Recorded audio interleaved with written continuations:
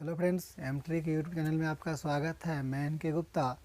दोस्तों, आज का वीडियोज में हम लोग पढ़ेंगे समय और कार्य के पार्ट 2। इससे पहले इसका पार्ट 1 का चर्चा हम लोग कर चुके हैं अगले वीडियोज में।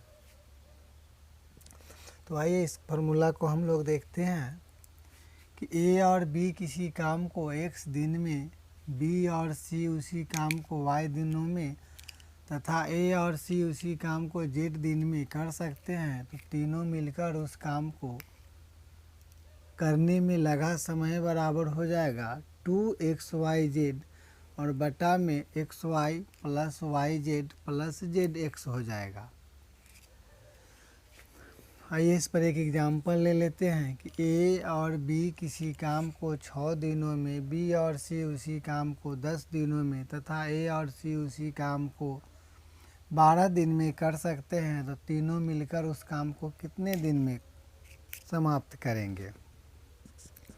तो करने में लगा समय क्या करेंगे दोस्तों, गुना कर देंगे। 6 गुने 10 गुने 12 बटा में 6 गुने 10 10 गुने 12 प्लस 12 गुने 6 गुने 10 गुने 12 बटा में हो जाएगा 60 प्लस 120 प्लस 72, यानी हो जाएगा 2 गुने 6 गुने 10 गुने 12 बटा में हो जाएगा 2, 7 2 9 और 6 15 के 5 हासिल 1, एक का 1 हो जाएगा 2, यानी 252 हो जाएगा दोस्तों। अब क्या करेंगे, हम इसे काट देंगे। तो आइए पहले 2 से काट देते हैं। 12 दूना 24 और यह हो जाएगा फिर हासिल 1, 6 दूना 12। फिर हम इसे 6 से काटते हैं। 6 दूना 12, 6 इकाई 6। फिर हम इसे 3 मरतबे में 7 तिहाई 21 और 4 तिहाई 12। इस प्रकार यह हो जाएगा 10 चौक 40 बटा 7, यानी कि 5.5 बटा 7 दिन में ये पूरा करेंगे।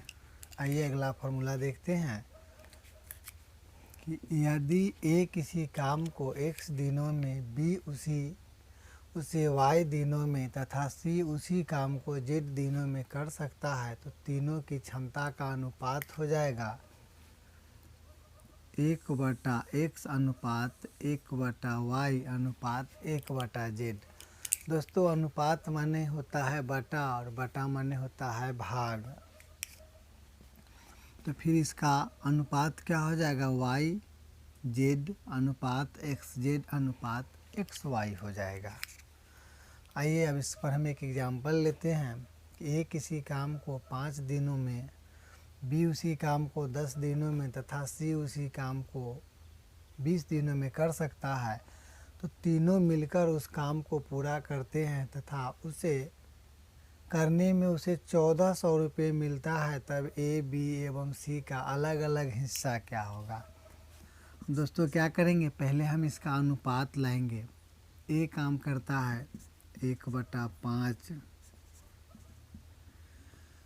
अनुपात बी 10 दिन में करता है 1/10, सी जो है वह 20 दिन में करता है 1/20। अब इसका अनुपात कितना हो जाएगा दोस्तों, तो अब यह अनुपात हो जाएगा, इसका पूरा का एलसीएम हो जाएगा। इसे रफ में कर लीजिए। 5, 10 और 20 का एलसीएम हो जाएगा 20। जब इसका 20 एलसीएम हो जाएगा तो 4 पंचे 20, 4 अनुपात 5, 10 दूना 20, तो 2 अनुपात 20 इकाई 20 था 1, यानी कि 4 अनुपात 2 अनुपात 1 हो जाएगा। ये 1 हो जाएगा। इसे आप लोग रफ में देखेंगे। अब कह रहा है जो ए का इसमें हिस्सा क्या है, तो कुल तो तीनों को 1400 रुपया मिला है, तो ए का हिस्सा, ए का हिस्सा 4 है अनुपात में, 4 गुने 1400 बटा इसका कुल योग कितना हो जाएगा, 4 और 2 6 व 1 7, काट देंगे तो यह 200 मरतब में कटेगा, यानी कि ए को मिला 800 रुपया। बी का हिस्सा, बी है 2 में, ए बी सी, 1400 बटा 7 यानी 200, ए का मिल गया 4, बी का मिल गया 400 रुपया। सी का हिस्सा, सी का एक ही भाग है, एक ही है, 1400 बटा 7, काट देंगे,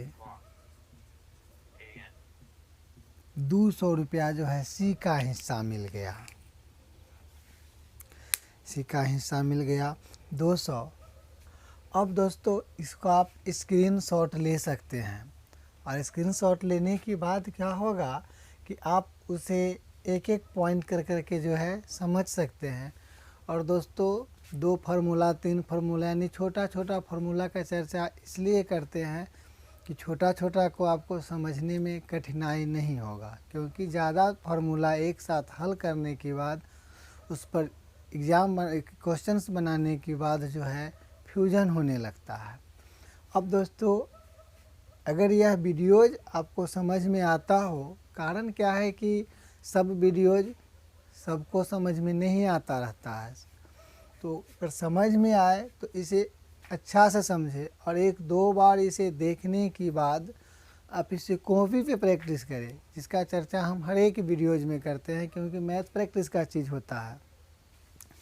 तो करें, और करने के बाद इससे संबंधित जो भी कम्पिटिटिव बुक्स हो, जैसे अब आर.एस. अग्रवाल की हो या सागिर अहमद की हो, यानी कोई भी कम्पिटिटिव बुक हो, आप इससे संबंधित उसमें का क्वेश्चंस भी आप हल कर सकते हैं।